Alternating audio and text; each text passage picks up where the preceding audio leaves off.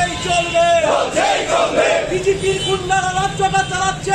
রাজ্যের বিরোধী দলের উপর আক্রমণ আমরা মানছি না, মানব না। গুন্ডাদের উপর পুলিশের সক্রিয় ভূমিকা নেই।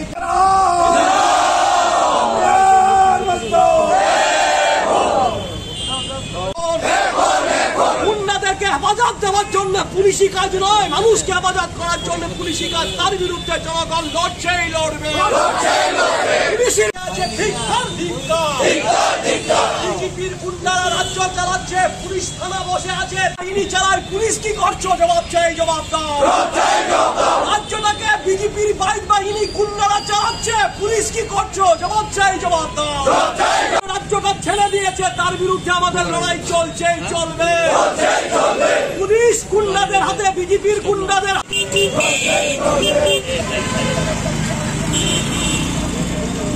অভয়নগরে ক্যান্টনমেন্ট রোডে সিপিআইএম অভয়নগর লোকাল কমিটির সদস্য গৌতম দেবকে ৩৫ জন ৩৬ জন হবে বিজেপির বাইক বাহিনীর দুষ্কৃতী আক্রমণ করে এবং তার মাথা ফাটিয়ে দেয়।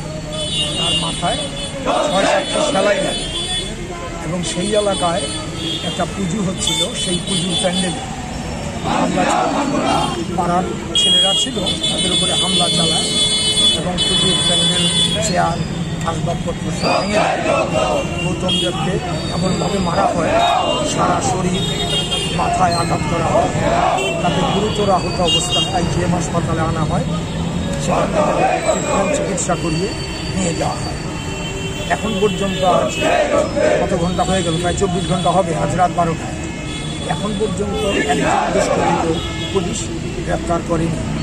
এটা নতুন কিছু না, এটা গত ৫৩ মাস ধরে, ৫৪ মাস ধরে এটাই চলছে।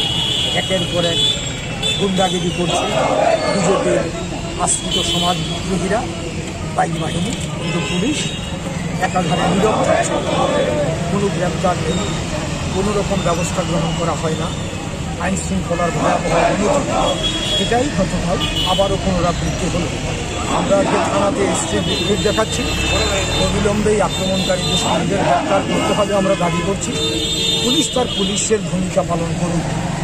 পুলিশের অতীতে আমফান সরকার সময় পুলিশ যে ভূমিকা পালন করত, মানুষের পাশে দাঁড়াতো, দুষ্কৃতীদের বিরুদ্ধে কার্যকরী ব্যবস্থা গ্রহণ করত, এটা আজকে অ্যাবসেন্ট।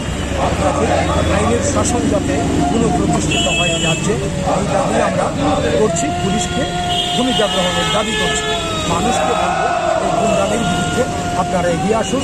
এই রাজ্যে গণতান্ত্রিক পরিবেশ ফিরিয়ে আনতে আপনারা ভূমিকা পালন, এটাই আমরা জনগণের আবেদন জানাচ্ছি।